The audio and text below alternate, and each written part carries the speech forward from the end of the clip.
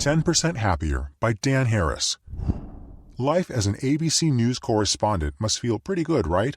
The pay is great, millions of people know your face and name, and you get to tell everyone what's important.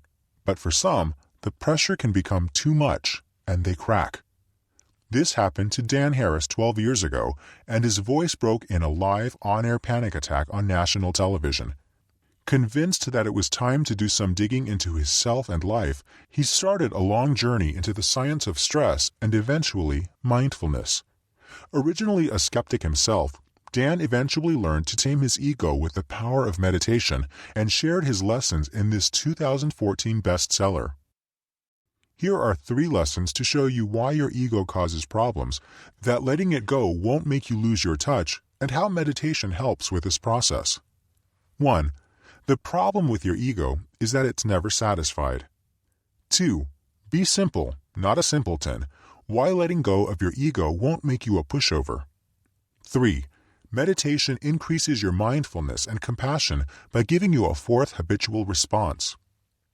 Ready to crank up your happiness by at least 10%? Let's go. Lesson 1. Your ego gets in the way of your happiness by constantly wanting more. The friction between acting in the present but constantly thinking about the future and past is what causes your ego to be impossible to satisfy. This issue is also addressed in The Power of Now by Eckhart Tolle in a very similar manner. Dan Harris says your ego constantly assesses your worth by looking at your own wealth, looks, and social status, and then finding the next best person with more of it to compare it against. Therefore, your ego's default setting is more.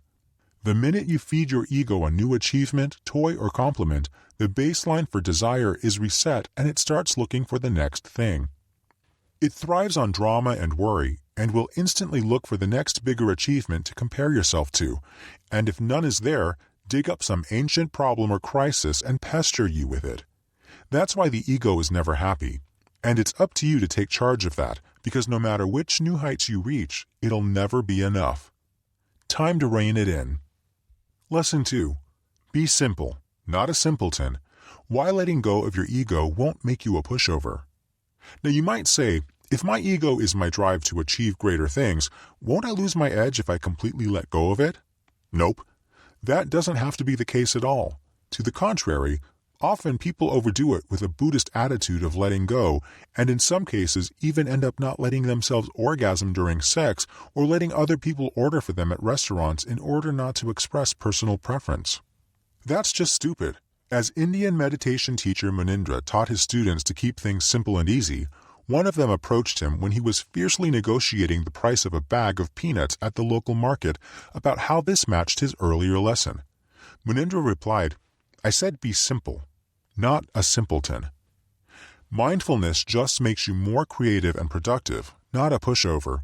It removes the need for competition and fuels your drive by removing wrong assumptions and bad thoughts, so instead of the usual stress, you'll approach things more clearly because you're not giving in to aggressive temptations.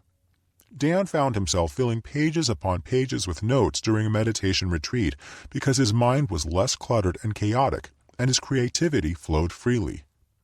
Lesson 3. Meditation makes you more mindful and compassionate by giving you a 4th habitual response. So what is it that meditation can help us do to tame the ego and fuel our drive? It makes us more mindful and helps us live in the moment, as well as act more compassionately towards others. Meditation achieves this by giving you a 4th habitual response. According to ancient Buddhist wisdom, we usually exhibit 3 characteristic habitual responses to all of our experiences. 1. We want it. Ever passed by a hamburger place when you were hungry? Yeah, that. 2. We reject it. Did a spider ever land on your hand? You probably instantly threw it off. 3. We zone out. I bet you always listen to the flight attendant safety instructions all the way to the end too. Yeah, right. But once you start meditating, you'll be able to choose a 4th alternative.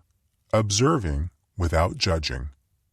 It usually starts with physical pain, and you notice when your legs are sore or your nose itches, but you can resist the urge to scratch it and just let it be. But after a while, this transfers to your emotions and thoughts as well. You'll catch yourself while gossiping, acting out on a bad habit, or when you're thinking negative thoughts, and can just observe your feelings until they pass without reacting to them. It's this little pause between thinking and acting that makes you realize often no action is necessary and thus helps you make better choices altogether. I'm skeptic about meditation.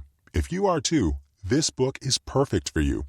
It does away with all the mumbo-jumbo flower power hippie stuff and takes a purely scientific, down-to-earth approach to mindfulness. I like that this book spends more time on convincing you to give it a try than it does on explaining the process because it's really simple. Sit and focus on your breath. If your thoughts wander off, bring them back. That's all there is to it.